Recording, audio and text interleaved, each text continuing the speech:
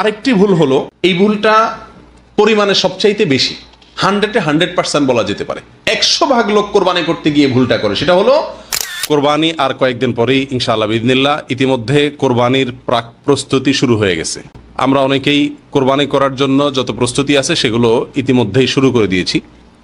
তো এই কোরবানিকে সামনে রেখে কয়েকটি কথা আরজ করার আলাদা রাখি। ওমা তৌফিক ইল্লা বিল্লাহ। যত নামাজি আছে তার চাইতে বেশি কোরবানি দাতা পাওয়া যায়।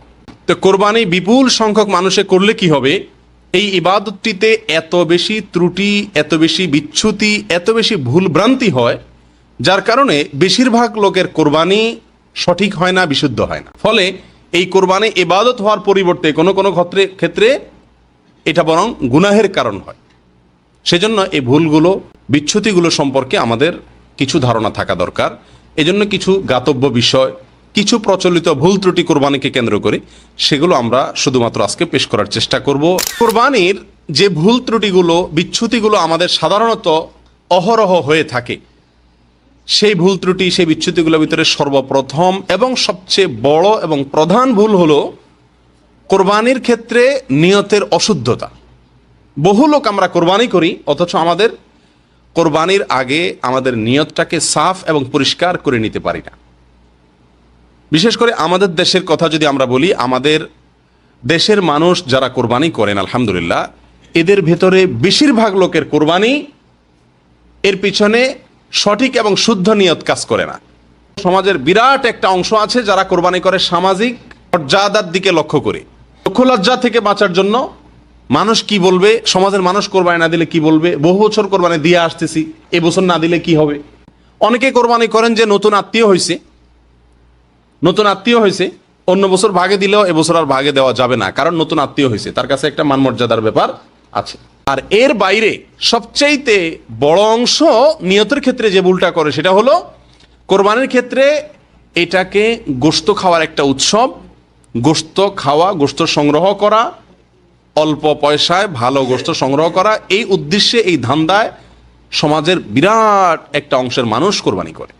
প্রিয় ভাইয়েরা, অতএব কোরবানির ক্ষেত্রে এই যে নিয়তের অশুদ্ধতা, এই জিনিসটা আমাদের খুব বেশি খেয়াল রাখা উচিত। প্রিয় ভাইয়েরা, কোরবানির ক্ষেত্রে আরেকটা বড় ভুল হলো, যারা কোরবানি দেন, বিশেষ করে যারা গরু কোরবানি দেন, এদের বেশিরভাগ লোকই গরুর গোশত বানানোর জন্য ধামা, ছুরি এগুলোর ব্যবস্থা করে, কিন্তু গরু জবাইয়ের জন্য যে ছুরি ব্যবস্থা করা দরকার, একটা ধারালো ছুরির ব্যবস্থা করা দরকার, সেই ব্যবস্থাটুকু বেশিরভাগ লোক করে না।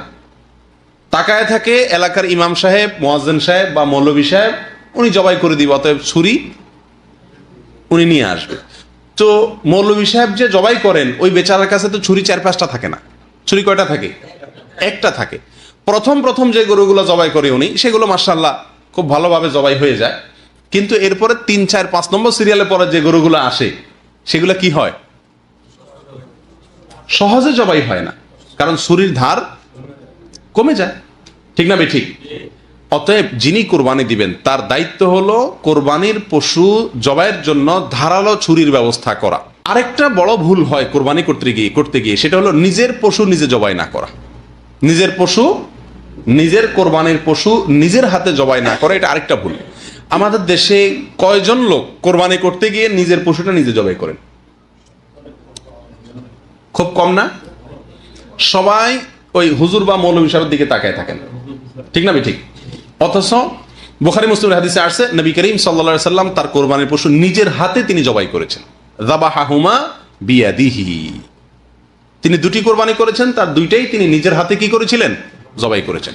এখান থেকে বোঝা যায় যে কোরবানির পশু নিজের হাতে জবাই করা বেশি উত্তম। একটা বড় ভুল হয় আমাদের, সেটা হলো কোরবানির পশু জবাই করার আগে আমরা মনে করি যে ভাগে কোরবানি দিলে, যে কয় ভাগে কোরবানি দিচ্ছে, যে কয়জনে কোরবানি দিচ্ছে, তাদের সবার নামের লিস্ট লিখে যিনি জবাই করেন তিনি পড়ে ওই নামগুলা তারপরে জবাই করতে হয়। ঠিক না ঠিক? এই জন্য আমরাও লিস্ট আগে ভাগে লিখে রাখি এবং ওই মৌলভী সাহেবের হাতে ধরাই দিই। মৌলভী সাহেব একটা করে মন্ত্রের মতো করে নামগুলা পড়ে, এরপরে বিসমিল্লাহ আল্লাহু আকবার কইলা জবাই করে।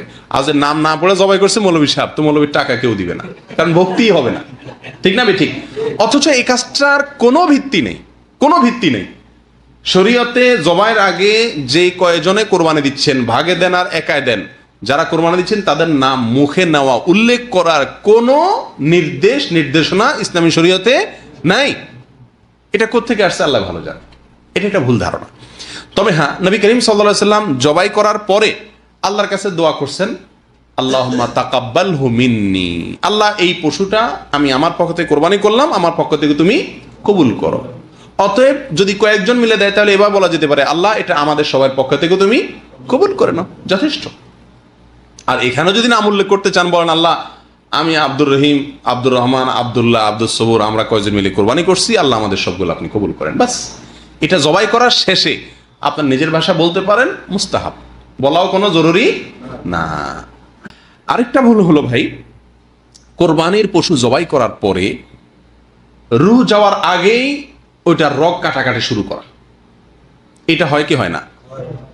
বিশেষ করে কসাইরা যারা গরুটা বানাবে, চামড়া ছিলবে, তারা ছোট ছোট চাকু নিয়ে, এখনো রুহ বের হয় নাই, এখনো সব রক্ত বের হয়ে সারে নাই, নিস্তেজ হয় নাই, তার আগেই পায়ের রগগুলা কাটা শুরু করে, অনেকে চামড়াও ছেলা শুরু করে দেয়, ঠিক না ভাই? ঠিক। এটা চরম বড় অন্যায়, অনেক বড় মাপের জঘন্য অপরাধ।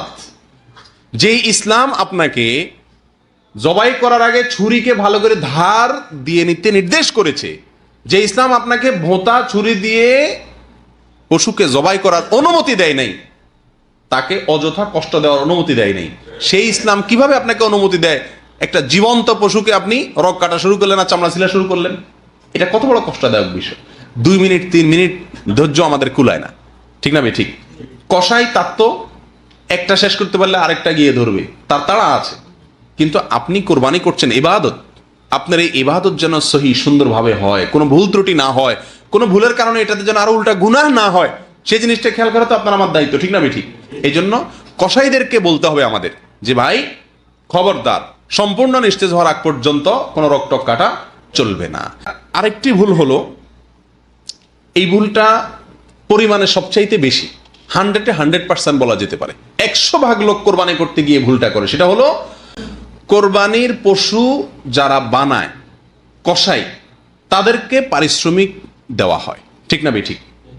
পারিশ্রমিক হিসাবে নগদ টাকা তাদের সাথে চুক্তি থাকে, হাজারে কত টাকা, এরকম একটা সিস্টেম আছে। এই সিস্টেমে গোটা গরু বলেন, ছাগল বলেন, এটা তারা বানায়।